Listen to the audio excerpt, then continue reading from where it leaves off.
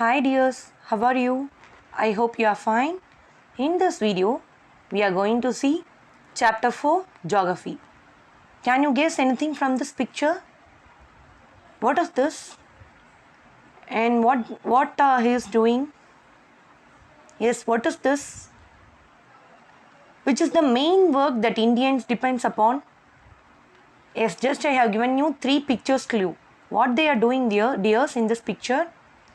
What is this picture regarding?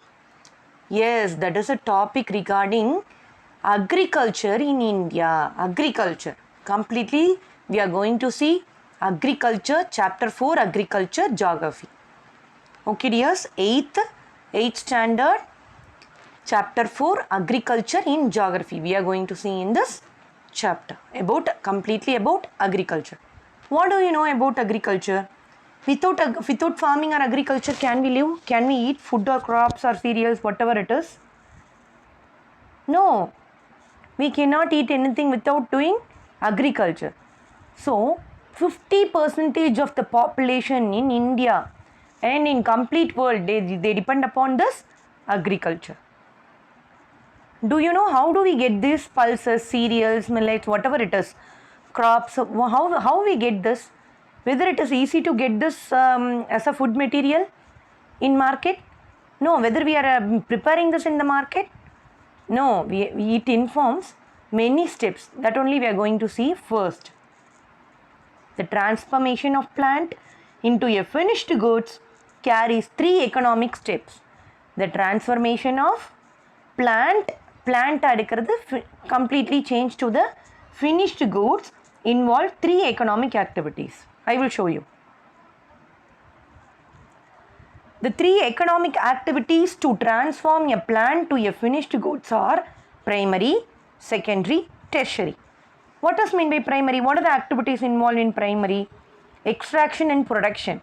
How we are protecting? That means in agriculture means we are doing agriculture, sowing the crops or scattering the crops, and we are harvesting, weeding out. These are the process, primary activities.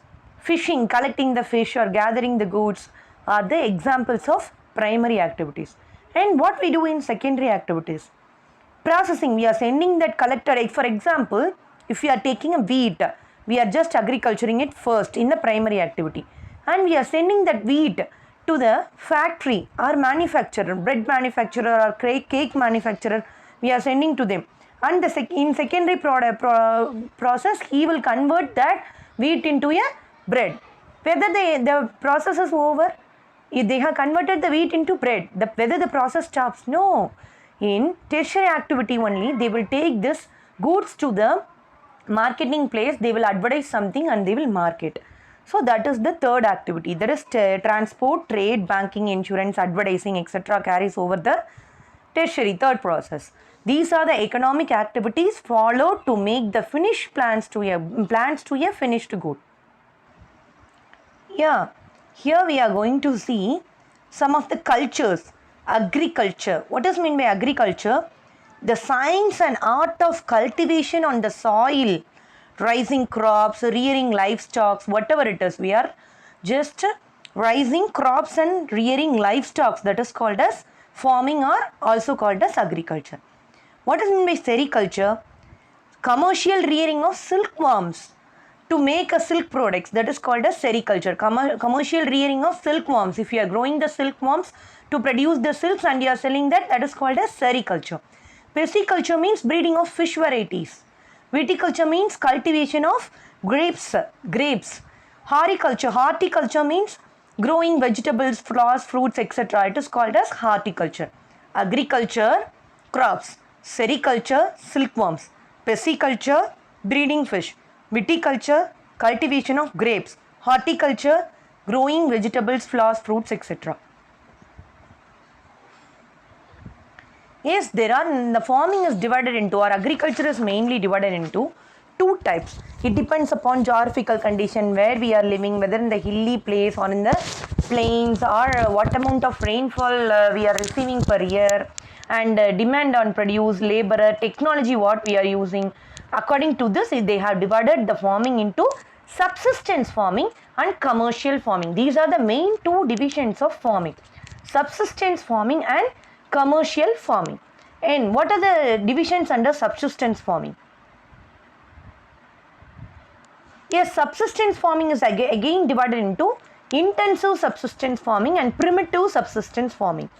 And the commercial farming is divided into commercial grain farming, mixed farming and plantation. One by one we are going to see about different types of farming. Here, what is meant by subsistence? Main difference between subsistence farming and commercial farming. Subsistence farming is to meet the needs of farmer's family. It only satisfies the needs of farmer's family. But commercial farming completely for commercial purpose. The capital is very high. In subsistence farming, the capital is very low. It is only for a poor family, farmer family. But commercial farming completely for business purpose. These two are the main difference between subsistence farming and commercial farming. And under subsistence farming, first we are going to see intensive subsistence farming. Yes, what is meant by intensive subsistence farming? Actually, we are going to have a small land like 1.5 hectare or 1 hectare. And just we are not using any more technologies. Yes, poor farmer family, he is just having a rent on tractors, and he is buying tractor. He is buying some seeds to plant in his farm, and he is getting the help of some laborers and his family persons, and he is starting to do agriculture. And he usually grow 2 crops per year. In the same land he will grow 2 crops. 6 months he will grow rice and 6 months he may grow wheat, for example I am saying.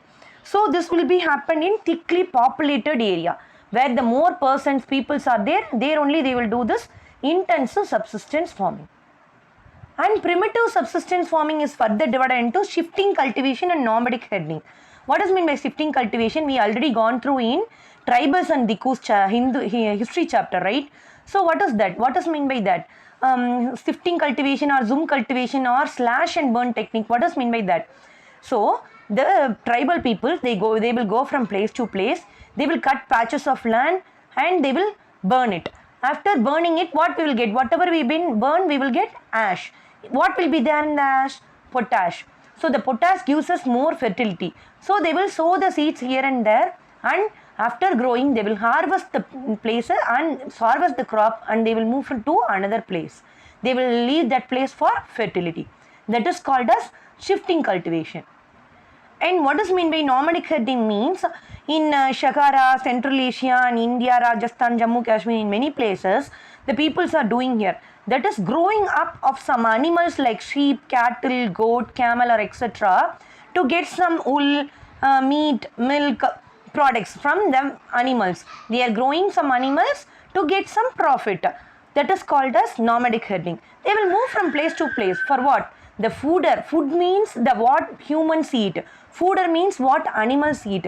So for the fooder of animals and for the water of animals, they will move from place to place. That is called as nomadic herding. And what is meant by commercial farming? I already said that the area will be more, that is maybe 200 hectares or 100 hectares, and they will invest more capitals, more machines, technologies, etc. will be there. Commercial grain, first one is commercial grain farming. What is meant by commercial grain farming means they will grow some commercial crops like wheat, maize. Wheat and maize are some commercial crops. They will grow this and they will have a large land. Per year they will grow only one crop, and they will use some technologies, some modern tools, and they will export all the finished or harvested crops into the industries. And second one is mixed farming. Mixed farming means they are producing both food and fooder in the same place. What is meant by mixed farming? They are producing both food and fooder in the same place. And third one is plantation. You already know tea plantation, coffee plantation, sugar plantation. The large area is required, and the large area is planted with the same plant. That is, tea plantation means completely 100 or 200 acres are planted with tea. And the capital and labor both are required or more. We want laborers also more and capital also more to do this plantations. See, what are the inputs we want to give for agriculture? Seeds. First we want some seeds, vidainil. And see, we want some fertilizers, organic fertilizers, chemicals, etc. machineries. These are the inputs. And what are the process we are doing? Sowing, spraying and weeding. Okay, right, using tractors we are ploughing and etc. we are doing in processes. And what are the outputs we will get? Yes, exactly, crops are something we will get from the outputs of the agriculture. These are the inputs, process and outputs of agriculture. And what are the physical and human form of inputs? Just we will go through. Here, listen here. What are the physical inputs? That is natural input, rainfall, sunshine, temperature, soil, slope, etc. And what are the inputs we are giving humans? Storage capacity, laborer, machineries, chemicals. These are the inputs given by human beings. So now we are going to see what are the major crops, depend upon what are the situations they will grow, where can we see this major crops like that. Actually, the major crops are divided into three: food crops, fiber crops, beverage crops. Food crops, from the name itself you can understand, we can eat rice, wheat, maize, etc., millets, etc. And fiber crops means for some fiber purposes, like preparing textiles for textile purposes, for making dresses or bags, etc. What are the fiber crops? Can you able to guess? Yes, cotton and jute are the fiber crops. With the cotton and jute we can prepare dresses, and then we can prepare many products like bags, etc. And beverage crops means drinking. What and all beverage crops you know? Yes, tea, coffee. These two we can give for beverage crops example. So first we are going to see about food crops. That too, first is rice. Actually, rice is a stable food, and majority of the peoples, not only Indians, world level, majority of peoples, they will consume this rice. And China is the largest producer of rice, and our country, India, second. In the second place to produce this rice. China is the leading producer of rice, and our country, India, is the second producer of rice. And it requires everything should be high. High temperature, high rainfall, high humidity. Everything should be high to produce this rice. And the second major crop is wheat. Actually, wheat requires moderate temperature, and this is also a cereal crop, main food crop in northwest part of the country. In southern sides they will require rice more, and in north sides wheat is required more.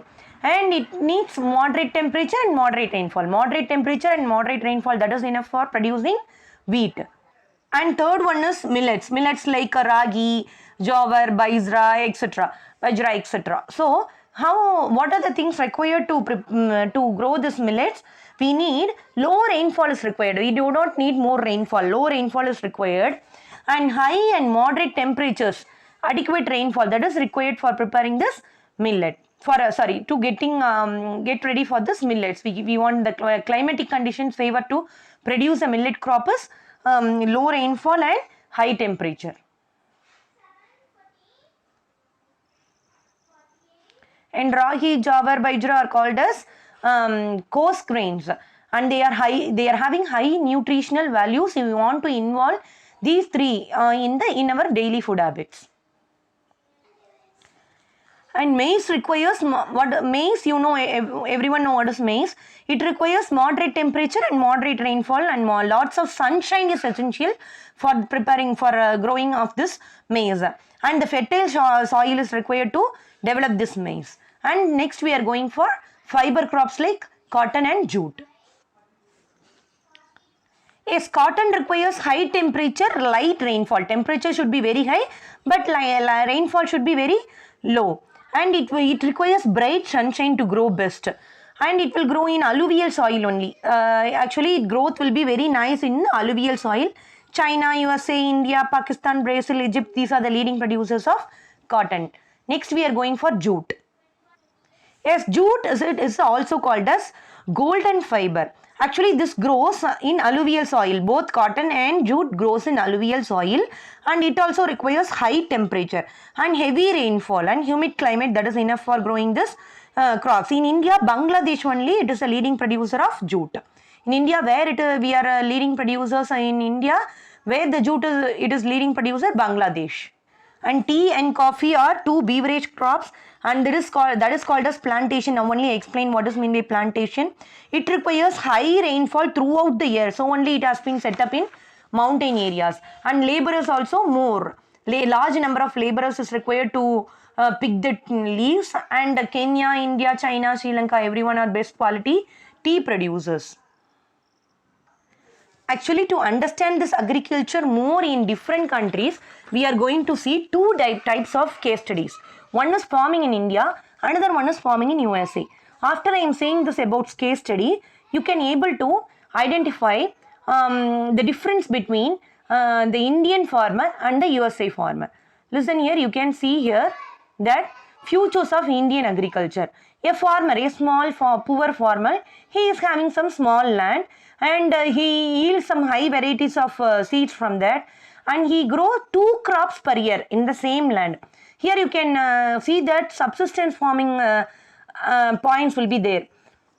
So they are doing subsistence farming. See, small land and he grow 2 crops in the same land, and he will take tractors for rent, and he will use that, and actually he will use some tube wells for irrigation, and that also he taken for a rent, and he has some cows and buffaloes he will sell in the society.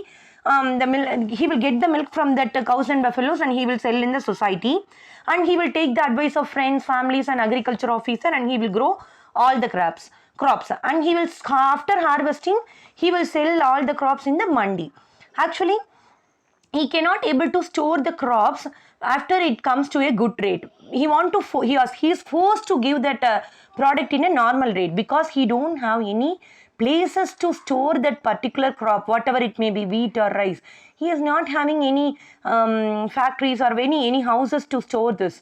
So he is forcing to sell the products at that rate, market rate, even it is not favorable for him, right? Then now we are going to see farming USA. Farming in USA. What is it? Now I am going to say about the case study farming in USA. Here you can see that the USA farmer, he is having 300 hectares of land. But the Indian farmer, he is having very small land, for example 1 or 2 hectares. But in USA farmer, he is having 300 hectares, and he is growing a single crop at the per year. And often he used to test the soil. He will send the soil to the laboratory, and he will check whether the soil is having enough nutrients. And if the soil is having enough nutrients, he will leave. Otherwise, he will promote some good nutrients for that soil.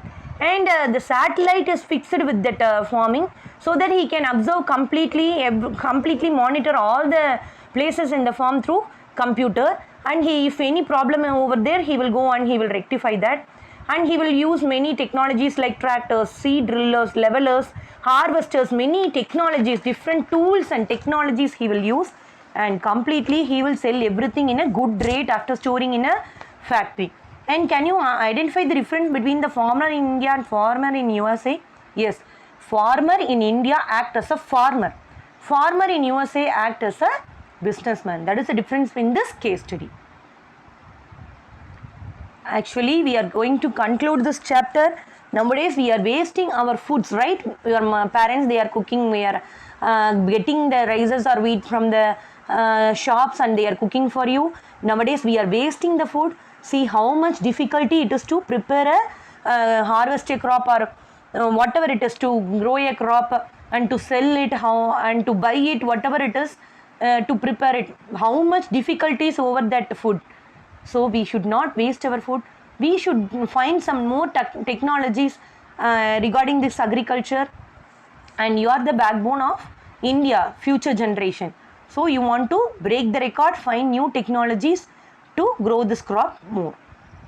Thank you, dears. We will meet in the chapter 5.